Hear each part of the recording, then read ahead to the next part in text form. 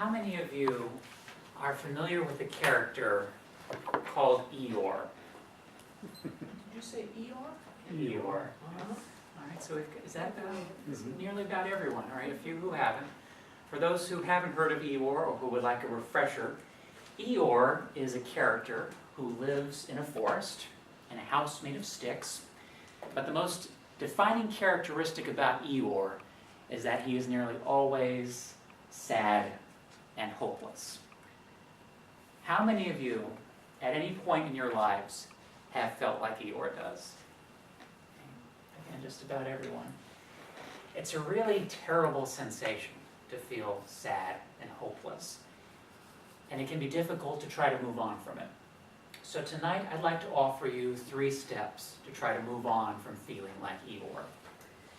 The first one is going to sound a little counterintuitive, but I urge you to please bear with me for a little bit. When you feel sad, go ahead and be sad. Now it seems counterintuitive because many of us were brought up with the feeling that as soon as we get down in the dumps, we pick ourselves back up and we continue on. We pick ourselves up by our bootstraps and keep marching on. And that's all well and good. We always want to keep our eyes focused on the horizon. We don't want to linger for too long. But when something bad happens, like when your house falls down, you don't care about moving on at that particular point. You don't want someone to come along and say, oh, everything's going to be okay, everything happens for a reason.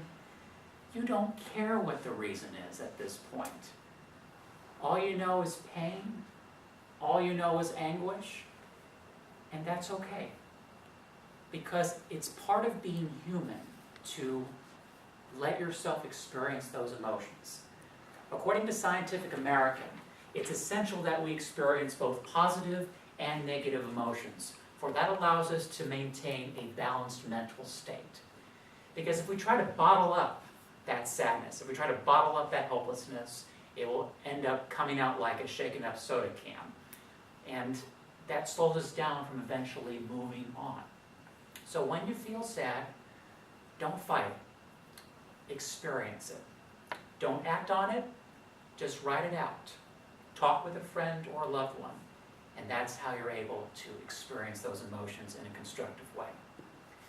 Now, once you have, the next step is that you want to try to apply some perspective to the situation.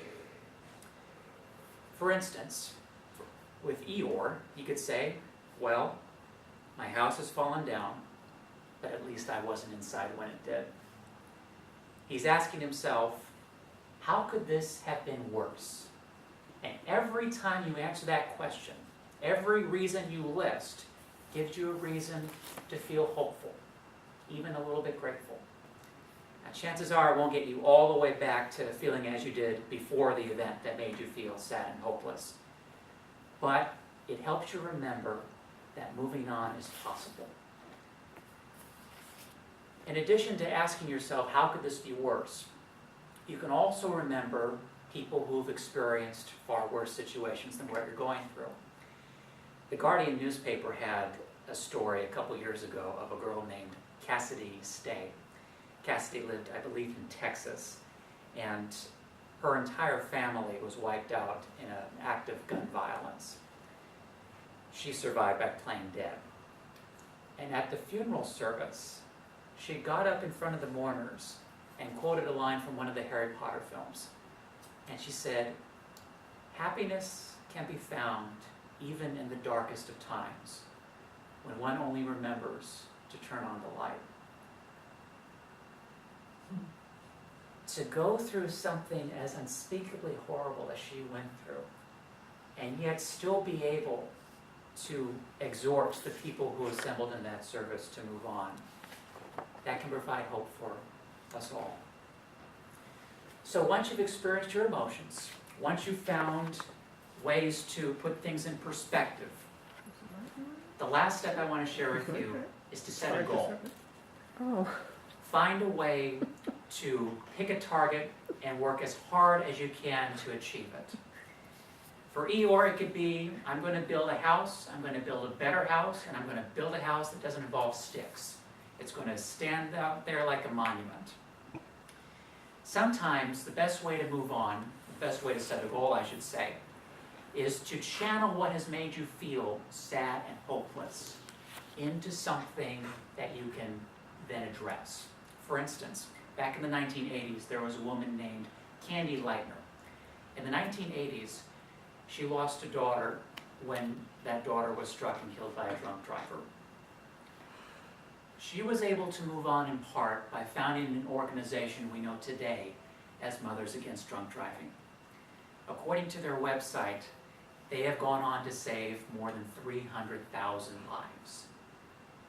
It's 300,000 tragedies that were prevented, in part, by one tragedy. Overall, I sincerely hope that each and every one of you never has to feel like Eeyore, never has to feel sad and hopeless ever again. But in case you do, please remember, let yourself experience your emotions. Try to put things in perspective and to set a goal. By no means is this a comprehensive list, but hopefully it will be enough to help you move on to better and happier days. Mr. Toastmaster.